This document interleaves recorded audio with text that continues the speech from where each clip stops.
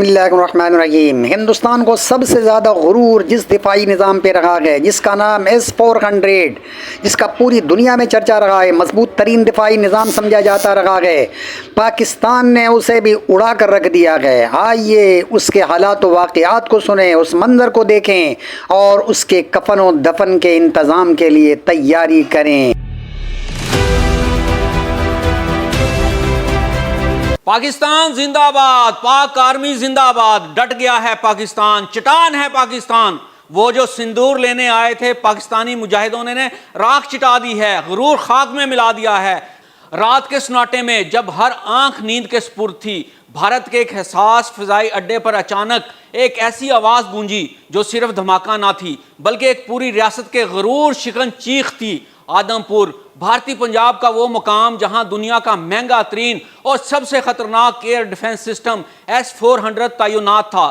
روس سے خریدے گئے اس سسٹم کو بھارت نے ناقابل تسخیر دیوار سمجھا تھا، مگر پاکستان کے JF-7 تھنڈر نے ایک ہی وار میں $1.5 بلین کا غرور خاک میں ملا دیا۔ لیکن سوال یہ ہے کہ S-400 آخر ہے کیا اور اسے کیسے تباہ کیا گیا؟ کیا واقعی JF-7 تھنڈر اتنا طاقتور ہو چکا ہے؟ اور اگر ہاں تو یہ پوری دنیا کے لیے ایک پیغام رکھتا ہے۔ آئیے جانتے ہیں اس داستان کے ہر پہلو کو تفصیل سے۔ S-400 سسٹم کیا ہے؟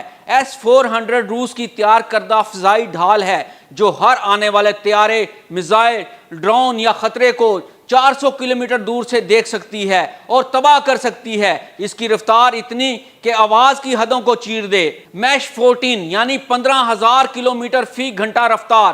یہ سسٹم بیک وقت 80 اہداف پر نظر رکھ سکتا ہے اور صرف 5 سیکنڈ میں دشمن کا جواب دے سکتا ہے۔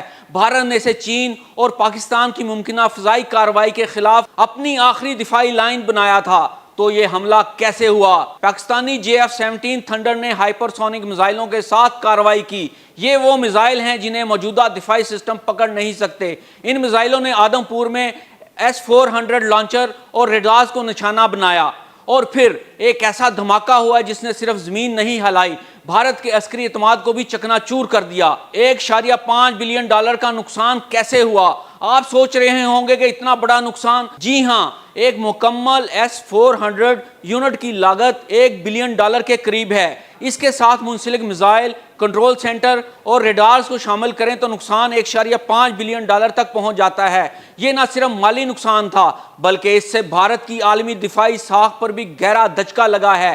JF-17 تھنڈر کی کامیابی کیا ہے؟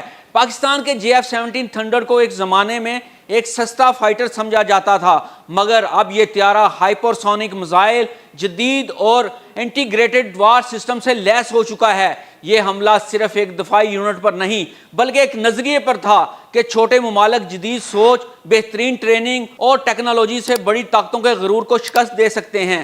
آج بھارت کے ایوان حکومت میں خاموشی ہے اور پاکستان میں دفاعی ماہرین مسکرا رہے ہیں، کیونکہ ہر میدان اب صرف ہتھیاروں کا نہیں، ذہانت، ٹیکنالوجی اور بروقت فیصلوں کا بن چکا ہے۔ کیا آنے والے وقت میں خطے کا اسٹریٹجک توازن بدلنے والا ہے؟ کیا یہ عالمی طاقتوں کی آنکھیں کھولنے کے لیے کافی ہے؟ کیا پاکستان کی دفاعی صنعت ایک نیا باب لکھنے جا رہی ہے؟ یہ سب ہم دیکھیں گے آنے والے دنوں میں۔